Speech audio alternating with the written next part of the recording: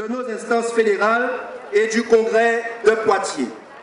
C'est l'occasion pour moi de remercier ici le premier secrétaire fédéral Hilaire Brudet pour cette marque de confiance, car il me permet ainsi là de pouvoir, au sein des instances fédérales de notre parti, représenter la jeunesse et ainsi relayer les priorités de la jeunesse. Je n'ai pas la prétention, chers amis, d'être un expert en matière de politique publique en faveur de la jeunesse, et ce n'est ni mon jeune âge, ni les autres responsabilités que j'ai pu occuper, encore moins l'animation du mouvement des jeunes socialistes que j'ai installé ici en 2007, qui viendrait témoigner du contraire. Lors de la préparation de cette rentrée fédérale, nous avons estimé utile et urgent d'introduire un exposé sur l'insertion professionnelle de la jeunesse en Guadeloupe. Et pour cause, faut-il le rappeler, malgré des politiques publiques mises en œuvre, tant par les collectivités locales, le conseil départemental, le conseil régional, que par l'État, via la direction régionale de la jeunesse et de la cohésion sociale, l'insertion professionnelle, autrement dit l'entrée sur le marché du travail par les jeunes, ne se fait pas sans difficulté, diplômés ou non. Cela a été évidemment évoqué dans les ateliers de ce matin. Dans une région comme la nôtre, confrontée à des difficultés structurelles d'ordre économique et administratif, liées notamment à notre éloignement de la France hexagonale et de l'Europe, à notre double et parfois à notre triple insularité, preuve en est, nous étions à la Désiradière, la question de l'insertion professionnelle des jeunes se pose avec acuité et, disons-le, avec une certaine prégnance. Et incontestablement, nous ne pourrons nous affranchir de ces défis qui ne pourront être relevés, les défis du développement de la Guadeloupe, par une jeunesse bien formée, une jeunesse formée, qualifiée et donc insérée tant socialement que professionnellement.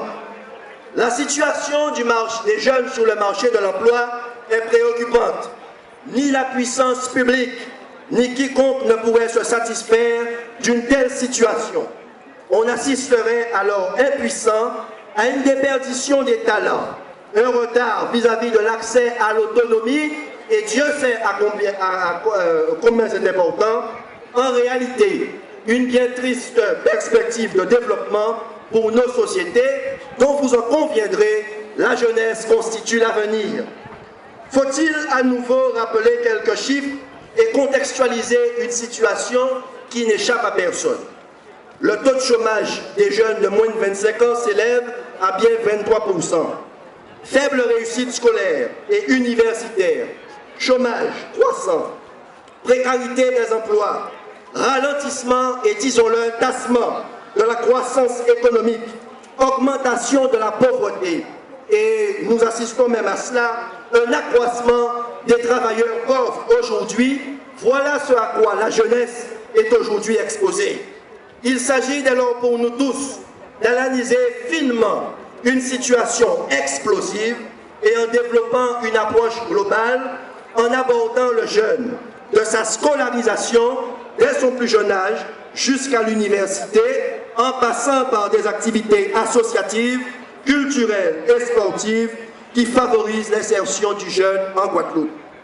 L'avenir de notre région, mes chers amis, et son développement social, économique, certains disent sociétal, culturel, économique et environnemental, passera par l'amélioration de la situation, et c'est un concept, la nécessaire employabilité des jeunes Guadeloupéens.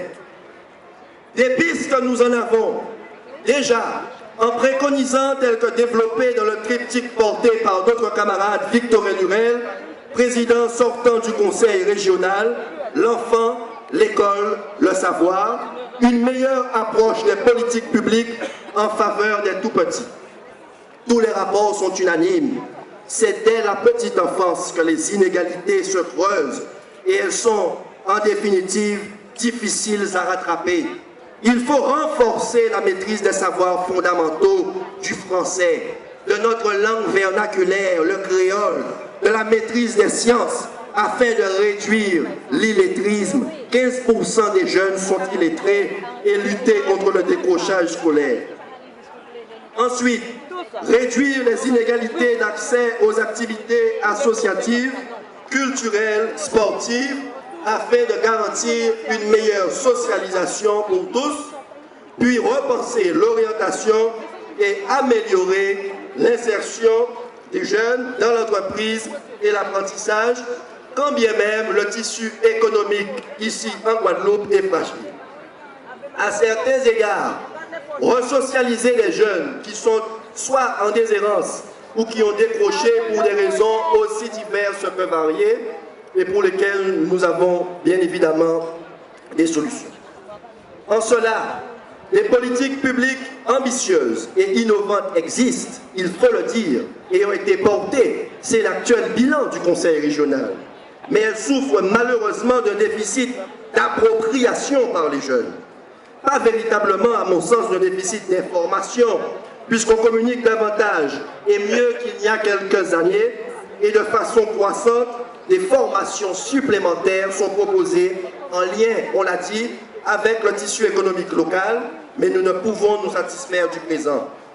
Mes chers amis, chers camarades, nous avons un rendez-vous politique en décembre, et à cette occasion, la jeunesse s'exprimera sur ces questions et prendra sa part, rien que sa part, mais toute sa part, en émettant des propositions sérieuses dans la nouvelle offre politique que notre camarade Victorin Lurel, candidat désigné par notre parti, proposera très bientôt.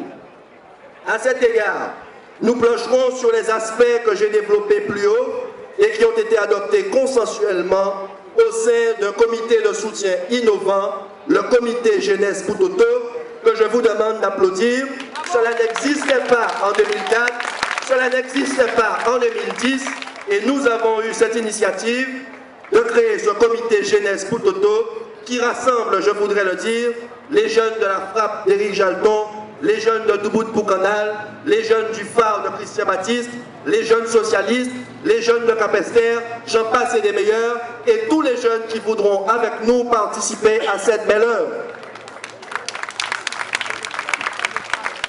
Nous plancherons sur l'emploi, sur l'insertion, la formation, je l'ai dit plus haut, l'employabilité des jeunes, et nous développerons une vision socio-économique harmonieuse qui visera à favoriser l'autonomie du jeune Guadeloupéen en réduisant les inégalités d'accès aux soins. Et ce n'est pas le camarade et ami André Attala qui me démentira. L'inégalité d'accès au numérique, notamment pour une croissance verte et une croissance bleue, on appelle ça aujourd'hui l'économie circulaire. Mes chers amis, ce ne sera pas un rêve idyllique, ni un rêve vain, pour paraphraser le discours de Jean Jaurès en 1901. Dès lors, je suis heureux, chers amis, de vous informer qu'au nom du comité Jeunesse Poutoto, nous rendrons nos travaux le 10 octobre 2015 à Pointe-à-Pitre à l'issue d'un forum, et Moïse en préambule a eu l'occasion de vous le dire. Le chantier est immense, la tâche est exaltante, et nous sommes déjà plus que jamais mobilisés et au travail pour proposer un regard neuf, innovant et éclairé afin d'être en avant-garde sur les questions qui dépasseront sûrement le cadre de la jeunesse. Chaque jeune impliqué, engagé, est dans sa singularité un apprenti bâtisseur, celui d'une nouvelle société belle et fraternelle, une société guadeloupéenne, pour reprendre la phrase d'Aimé Césaire, qui soit poreuse au souffle du monde, qui soit ouverte, qui soit ancrée dans la réalité et qui soit moderne. La politique, chers amis, chers camarades, c'est surtout transformer le réel. En 1913, juste avant son assassinat, c'est partir du réel pour aller vers l'idéal, en alliant le possible avec le nécessaire, sans s'enfermer dans des dogmatismes stériles ou une lâcheté inadmissible. C'est à cette belle œuvre à laquelle tous les jeunes ici présents sont conviés, une mission de réenchanter un rêve. Oui, chers amis, le rêve de la dignité guadeloupéenne retrouvée, celui qui a permis à de nombreuses générations avant nous d'être dignes malgré les tribulations et de garantir ici sur ce sol un vivre ensemble dans une société fragile, diverselle comme dirait Glissant, créole tout simplement, basée sur le travail, le mérite et l'effort. Ce sera là le début du bonheur, ici et maintenant. Merci à vous.